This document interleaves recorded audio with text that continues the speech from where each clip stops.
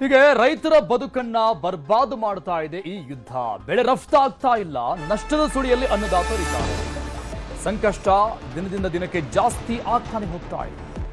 ಕಲ್ಲಂಗಡಿ ಬೆಳೆಗಾರರ ಸಮಸ್ಯೆ, ಭಾರಿ ನಷ್ಟವನ್ನು ಅನುಭವಿಸ್ತಾ ಇದ್ದಾರೆ. ಹೇಳಿ ಕೇಳಿ ಬೇಸಿಗೆ ಟೈಮ್, ಬಿರು ಬಿಸಿಲಲ್ಲಿ ಭಾರಿ ಪ್ರಮಾಣದಲ್ಲಿ ಕಲ್ಲಂಗಡಿ ಬೆಳೆ ರಫ್ತಾಗಬೇಕಾಗಿತ್ತು, ಮಾರಾಟ ಆಗಬೇಕಾಗಿತ್ತು. ಆದರೆ ಕೇಳೋರೇ ಇಲ್ಲದಂತಹ ಪರಿಸ್ಥಿತಿ ಇದೆ ಇಂಥ ಬೇಸಿಗೆ ಟೈಮ್ನಲ್ಲೂ ಕೂಡ. ಗದಗ ಜಿಲ್ಲೆಯಲ್ಲಿ ಕಲ್ಲಂಗಡಿ ಬೆಳೆಗಾರರ ಸಂಕಷ್ಟ ಇದು.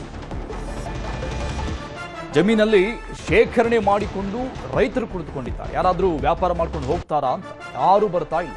ವ್ಯಾಪಾರಸ್ಥರು ಕಲ್ಲಂಗಡಿ ಖರೀದಿಗೆ ಬರ್ತಾನೆ ಇಲ್ಲ. ಬೇರೆ ಬೇರೆ ಕಡೆಗೆ ಕಲ್ಲಂಗಡಿ ರಫ್ತು ಮಾಡಲಾಗ್ತಾ ಇತ್ತು. ಇಲ್ಲಿವರೆಗೂ ಆ ರಫ್ತು ವಹಿವಾಟು ಈಗ ನಿಂತ್ಕೊಂಡಿದೆ, ಇಲ್ಲಿ ಹೋಗ್ತಾ ಇಲ್ಲ. ಕಾರಣ ಯುದ್ಧ. ಈಗ ಕಲ್ಲಂಗಡಿ ಯಾರು ಕೇಳ್ತಾ ಇಲ್ಲ ಅಂತ ರೈತರು ಓಡಾಡ್ತಾ ಇದ್ದಾರೆ. ಗದಗ ಜಿಲ್ಲೆ ಶಿರಹಟ್ಟಿ ತಾಲೂಕಿನ ಮಾಗಡಿ ಗ್ರಾಮದಲ್ಲಿ ಕಲ್ಲಂಗಡಿಯನ್ನು ಹೆಚ್ಚಾಗಿ ಬೆಳೀತಾರೆ. ಅಪಾರ ಪ್ರಮಾಣದಲ್ಲಿ ಬೆಳೆದು ಆ ಫಸಲು ಈಗ ಕೈಗೆ ಬಂದಿದೆ. ಕಟಾವು ಮಾಡಿದ್ದಾರೆ. ಮಾರೋದೊಂದೇ ಬಾಕಿ, ರಫ್ತು ಮಾಡೋದೊಂದೇ ಬಾಕಿ. ಆದರೆ ಯಾರು ವ್ಯಾಪಾರಸ್ಥರು ಬಂದು ಖರೀದಿ ಮಾಡ್ತಾನೆ ಇಲ್ಲ. ಯುದ್ಧದ ಹಿನ್ನೆಲೆಯಲ್ಲಿ ತೆಗೆದುಕೊಂಡು ನಾವಾದ್ರೂ ಏನ್ ಮಾಡೋಣ ಅನ್ನುವಂಥ ಪರಿಸ್ಥಿತಿಯಲ್ಲಿದ್ದಾರೆ. ಕಲ್ಲಂಗಡಿ ಬೆಳೆಗಾರರನ್ನ ನಮ್ಮ ಪ್ರತಿನಿಧಿ ಸಂತೋಷ್ ಕೊಂಡರು ಮಾತನಾಡಿಸಿದ್ದಾರೆ, ನೋಡೋಣ. ಗಲ್ಫ್ ರಾಷ್ಟ್ರಗಳಲ್ಲಿ ನಡೀತಕ್ಕಂಥ ಯುದ್ಧದ ಎಫೆಕ್ಟ್ ಕೂಡ ಕಲ್ಲಂಗಡಿ ಬೆಳೆದಂಥ ರೈತರಿಗೂ ತಟ್ಟಿರುವಂಥದ್ದು. ಯಾಕಂದರೆ ವಿದೇಶಗಳಿಗೆ ರಫ್ತಾಗಬೇಕಾದಂಥ ಕಲ್ಲಂಗಡಿ ಹಣ್ಣು ಸಹ ರೈತರ ಜಮೀನಲ್ಲಿ ಕೊಳೆಯುವಂಥ ಪರಿಸ್ಥಿತಿ ಕೂಡ ಈಗ ನಿರ್ಮಾಣವಾಗಿರುವಂಥದ್ದು. ನಾವು ಸದ್ಯ ಗದಗ ಜಿಲ್ಲೆಯ ಶಿರಹಟ್ಟಿ ತಾಲೂಕಿನ ಮಾಗಡಿ ಗ್ರಾಮದಲ್ಲಿಯೂ ಕೂಡ ಇದ್ದೀವಿ. ಇಲ್ಲಿ ಮಾಗಡಿ ಗ್ರಾಮದಲ್ಲಿಯೂ ಕೂಡ ಬಹಳಷ್ಟು ರೈತರು ಈ ಒಂದು ಕಲ್ಲಂಗಡಿ ಬೆಳೆಯನ್ನು ಕೂಡ ಬೆಳೀತಾರೆ. ಯಾಕಂದರೆ ಈ ಕಲ್ಲಂಗಡಿ ಬೆಳೆಯೋದಕ್ಕೂ ಕೂಡ ಮಾಗಡಿ ಗ್ರಾಮ ತುಂಬಾನೇ ಫೇಮಸ್ಸು. ಈ ಒಂದು ಭಾಗದ ಕಲ್ಲಂಗಡಿಗಳು ಕೂಡ ವಿದೇಶಗಳಿಗೆ ರಫ್ತಾಗ್ತವೆ. ಆದರೆ ಈಗ ಆ ರಫ್ತಾಗಬೇಕಾದಂಥ ಕಲ್ಲಂಗಡಿ ಹಣ್ಣುಗಳು ಕೂಡ ಜಮೀನಿನಲ್ಲಿ ಕೊಳಿತಾ ಬಿದ್ದಿದ್ದಾವೆ. ಕಷ್ಟಪಟ್ಟು ಬೆಳೆದಿರ್ತಾರೆ, ಆದರೆ ಸಾಲ ಸೂಲ ಮಾಡಿದ ಬೆಳೆದಂಥ ಬೆಳೆಗೂ ಕೂಡ ಈಗ ಮಾರುಕಟ್ಟೆ ಬೆಲೆ ಸಿಗ್ತಾ ಇಲ್ಲ. ಹೀಗಾಗಿ ವಿದೇಶಕ್ಕೆ ರಫ್ತಾಗಬೇಕಂತ ಹಣ್ಣುಗಳು ಕೂಡ ಈಗ ಹಾಳಾಗ್ತಾ ಇದ್ದಾವೆ.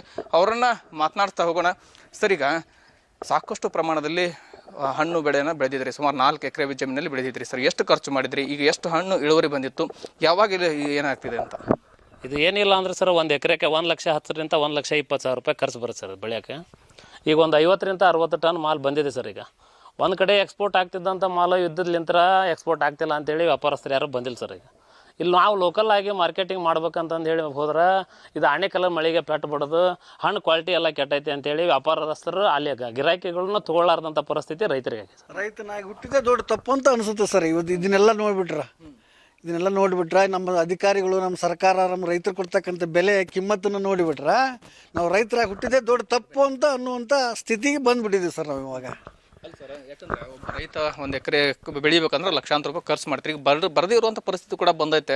ಈಗ ಒಂದು ಕಡೆ ಬೇರೆ ಬೇರೆ ದೇಶಗಳ ಕಡೆ ಇಲ್ಲಿಂದ ರಫ್ತು ಆಗ್ತಾ ಇತ್ತು. ಈಗ ಸಾಕಷ್ಟು ರೈತರು ಬೆಳೆದಿದ್ರಿ. ಇವತ್ತಿನ ಪರಿಸ್ಥಿತಿ ನಿಮ್ದು ಹೆಂಗಿದೆ? ಎಷ್ಟು ಸಾಲ ಎಲ್ಲ ಮಾಡ್ಕೊಂಡಿದ್ರಿ, ಹೆಂಗಂತ?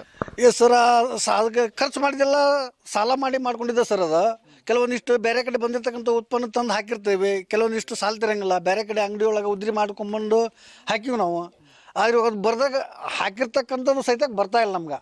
ನಾವು ಮತ್ತೆ ಹೊಸದಾಗಿ ಹೊಸ ಜೀವನ ಮಾಡಿ ಮತ್ತೆ ಬೆಳೆದು ಬಾದಾಗ ನಮ್ಮ ಜೀವನಕ್ಕೆ ಆಧಾರ. ಅಲ್ಲಿ ಮಟ್ಟ ಏನಿಲ್ಲ ರೀ.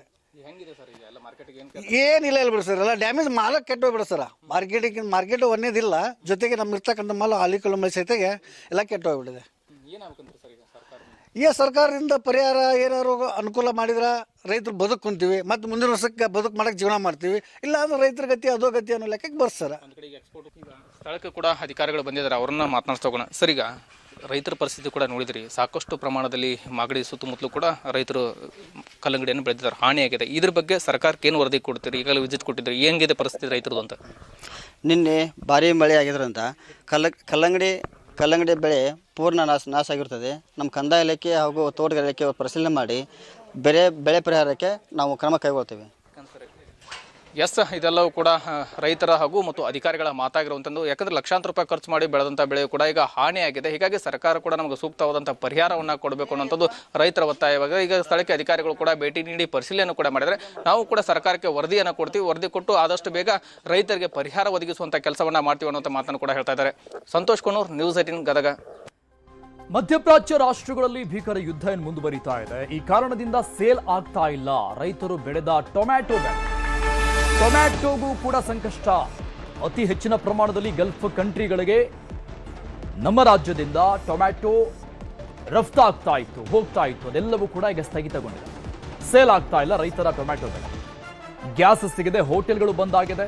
ಸ್ಥಳೀಯ ಮಟ್ಟದಲ್ಲೂ ಕೂಡ ಈ ಟೊಮ್ಯಾಟೊ ಬೆಳೆ ಮಾರಾಟವಾಗ್ತಾ ಇಲ್ಲ. ಕಾರಣ ಹೋಟೆಲ್ಗಳಿಲ್ಲ. ಟೊಮ್ಯಾಟೊ ಖರೀದಿ ಆಗದೆ ರೈತರು ಸಂಕಷ್ಟ ಅನುಭವಿಸ್ತಾ ಇದ್ದಾರೆ. ಚಿಕ್ಕಬಳ್ಳಾಪುರ, ಹೊಸಪೇಟೆ ರೈತರ ಕಣ್ಣೀರಿದೆ. ಈ ಭಾಗದಲ್ಲಿ ಅತಿ ಹೆಚ್ಚಿನ ಪ್ರಮಾಣದಲ್ಲಿ ಟೊಮ್ಯಾಟೊನ ಬೆಳೀತಾ, ಆದರೆ ಮಾರಾಟವಾಗ್ತಾ ಇಲ್ಲ.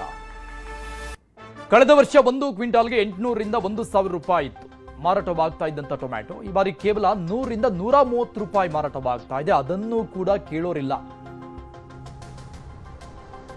ಈ ವಿಚಾರಕ್ಕೆ ಸಂಬಂಧಪಟ್ಟಂಗೆ ರೈತರು ಮಾತನಾಡಿದ್ದಾರೆ. ಏನ್ ಹೇಳಿದ್ರು ಅಂತ ನೋಡೋಣ. ಬೇರೆ ಬೇರೆ ದೇಶಗಳಲ್ಲಿ ಯುದ್ಧ ಆಗ್ತಿರುವ ಸಂದರ್ಭದಲ್ಲಿ ಇವೆಲ್ಲ ಬೇರೆ ಕಡೆಗೆ ಹೋಗುವಂತ ಸಂದರ್ಭದಲ್ಲಿ ಈಗ ಹೋಗ್ತಾ ಇಲ್ಲ. ಇವ್ನು ಏನ್ ಮಾಡ್ಬೇಕು ಎಂಬ ಒಂದು ಇದು ಮಾಡಿದಾಗ, ಈಗ ಉದಾಹರಣೆ ಒಬ್ಬ ರೈತ ಒಂದು ಟ್ರ್ಯಾಕ್ಟರ್ ತಂದಿರ್ಬೋದು. ಇಂಥವು 3-4 ಕಡೆಗೆ 4-5 ಟ್ರ್ಯಾಕ್ಟರ್ಗಳು ಡೈಲಿ ಬರ್ತಾವೆ. ಇನ್ನೊಂದು ರೇಟ್ ಸಿಗುತ್ತೆ ಏನಂತಂದ್ರು ಸಿಗೋದಿಲ್ಲ. ಮತ್ತೆ ಏನ್ ಮಾಡ್ಬೇಕು, ಇಂಥವ್ರಿಗೆಲ್ಲ ಕೊಡ್ಬೇಕು, ಮತ್ತೆ ಹೋಗ್ಬೇಕು. ರೈತರಿಗೆ ಬಹಳ ನಿಜವಾಗ್ಲೂ ತೊಂದರೆ ಆಗ್ತಾ ಇದೆ. ಇವಾಗ ತಕ್ಷಣ ತೋಟಗಾರಿಕೆ ಇಲಾಖೆ ಇವ್ರಿಗಂತ ಪರಿಹಾರ ಮಾಡೋದಕ್ಕೆ ಒಂದು ಪ್ರಯೋಜನ ಇದೆ. ಅಂತ ರೈತರಿಗೆ ಅನುಕೂಲ ಮಾಡಿಕೊಡೋದು ಬಹಳ ಮುಖ್ಯ. ಇಲ್ಲ, ಈ ಗ್ಯಾಸ್ ಇರೋದ್ರಲಿಂದ ಅನೇಕ ಸರಿ ಇಲ್ಲಿ ಲೋಕಲ್ ಅನ್ನೋ ಒಂದು ರೇಟ್ ಇರ್ತಿತ್ತು. ಆಕ್ಚುಲಿ ಗ್ಯಾಸ್ ಬಂದಾದಾಗ್ಲಿಂದ ಅನೇಕ ಹೋಟೆಲ್ಗಳು ಬಂದಾಗ್ಬಿಟ್ಟು ಅದು ಕೂಡ ಈಗ ಲೋಕಲ್ ತಗೊಳಕ್ಕೂ ಇಲ್ಲ. ಇದೆಲ್ಲ ಟೊಮೆಟೊ ಬಹಳ ಚೆನ್ನಾಗಿ ಬೇರೆ ಕಂಟ್ರಿಗೆಲ್ಲ ಮಾಡ್ತಿದ್ರು. ಬಟ್ ಅಲ್ಲಿ ಹೋಗ್ಲಾರ್ದು ಹಿಂಗೆಲ್ಲ ಇಲ್ಲೇನೋ ಸ್ವಲ್ಪ ಬೇಕಾಗತ್ತೆ. ಅವು ಕೂಡ ಹೋಟೆಲ್ಗಳು ಇಲ್ದಾನೆ ಇವತ್ತು ಬಹಳ ಆತಂಕದಲ್ಲಿದ್ದಾರೆ ರೈತರು. ಏನೋ ಟೊಮ್ಯಾಟೊ ರೇಟ್ ಸ್ವಲ್ಪ ಜಾಸ್ತಿ ಕಮ್ಮಿ ಐತೆ ಸರ್. ಇವಾಗ ಬೆಲೆ ಬರೋದು ಜಾಸ್ತಿ ಕಷ್ಟ ಆಗೈತೆ. ಈ ಪೀಪರ್ ರೇಟ್ಗಳು ಡಬಲ್ ಆಗೈತೆ. ಡ್ರಿಪ್ಪು ಪ್ರತಿಯೊಂದು ಗೊಬ್ಬರ ಎಲ್ಲ ಡಬಲ್ ರೇಟ್ ಆಗೈತೆ. ಬೆಲೆ ಬರೋದು ಕಷ್ಟ ಆಗೈತೆ. ಈ ಬೂಜಿ